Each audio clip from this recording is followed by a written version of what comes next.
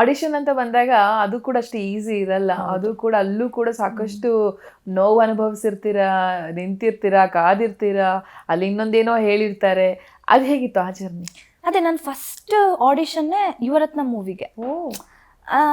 ಅದು ಸೊ ಇನ್ಸ್ಟಾಗ್ರಾಮಲ್ಲಿ ಅವಾಗ ಯಾರೋ ಪೋಸ್ಟ್ ಹಾಕಿದ್ರು, ಹಿಂಗೆ ಯುವರತ್ನ ಮೂವಿ ಆಡಿಷನ್ಸ್ ನಡೀತಾ ಇದೆ, ಕ್ಯಾರೆಕ್ಟರ್ಸ್ ಯಾವ ಕ್ಯಾರೆಕ್ಟರ್ ಏನು ಅದೆಲ್ಲ ಗೊತ್ತಿಲ್ಲ, ಆಡಿಷನ್ ನಡೀತಾ ಇದೆ ಅಂತ ಹೇಳಿದ್ರು. ಹೋದ್ವಿ, ಫುಲ್ ದೊಡ್ಡ ಕ್ಯೂ ಇದೆ, ಎಷ್ಟುದ್ದ ಇದೆ. ನನಗೆ ಬೇರೆ ಆ್ಯಕ್ಟಿಂಗ್ ಬರಲ್ಲ, ಏನೂ ಬರಲ್ಲ.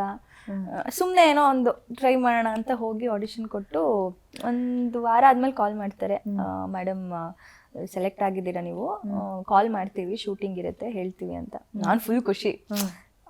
ಅಪ್ಪು ಸರ್ ಅಂದ್ರೆ ಮೂವಿ ಮಾಡ್ತೀನಲ್ವ, ಅಪ್ಪು ಸರ್ನ ಮೀಟ್ ಮಾಡ್ಬೋದು, ಒಂದು ಸೆಲೆಬ್ರಿಟಿ ಮೀಟ್ ಮಾಡ್ಬೋದು ಅನ್ನೋದೇನೋ ಒಂದು ಖುಷಿ.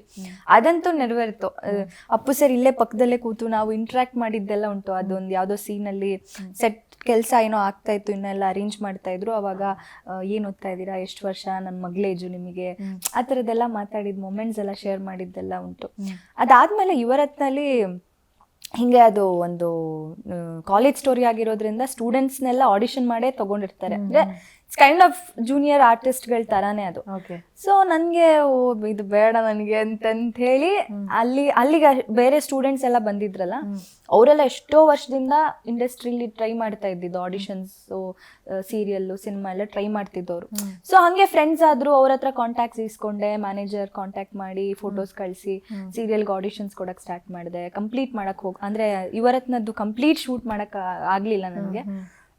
ಬಟ್ ಅದರಿಂದ ನನ್ನ ಕಾಂಟ್ಯಾಕ್ಟ್ಸ್ ಅಲ್ಲಿದ್ದವ್ರು ಸ್ಟೂಡೆಂಟ್ಸ್ಗಳು ಇದ್ದಿದ್ದನ್ನ ಕಾಂಟ್ಯಾಕ್ಟ್ ಸಿಕ್ತು, ಮ್ಯಾನೇಜರ್ಸ್ ನಂಬರ್ ಸಿಕ್ತು, ಆಡಿಷನ್ಸ್ ಮಾಡಿ ಸಪೋರ್ಟಿಂಗ್ ಕ್ಯಾರೆಕ್ಟರ್ಸು.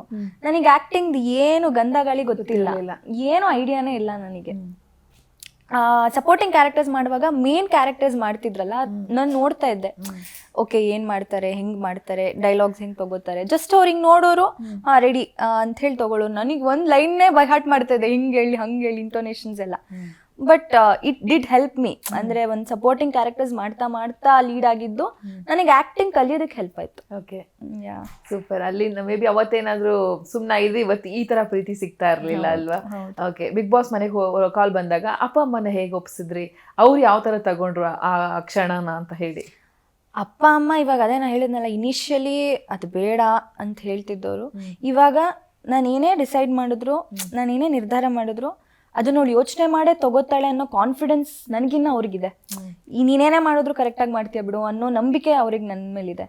ಸೊ ಫಸ್ಟ್ ನನ್ನೇ ಕೇಳಿದ್ರು, ನಿನಗೆ ಓಕೆನಾ, ನಿನ್ಗೆ ಇಷ್ಟನಾ, ಸರಿ ನಾನು ನಿನ್ಗೆ ಅದು ಹೆಲ್ಪ್ ಆಗುತ್ತಾ ನೆಕ್ಸ್ಟ್ ಕರಿಯರಿಗೆ ಅಂತ ಕೇಳಿದ್ರು.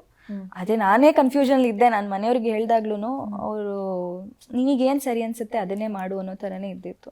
So they are very confident about my decision. ನನಗೆ ಬಿಟ್ಟಿದ್ರು ಅವರು.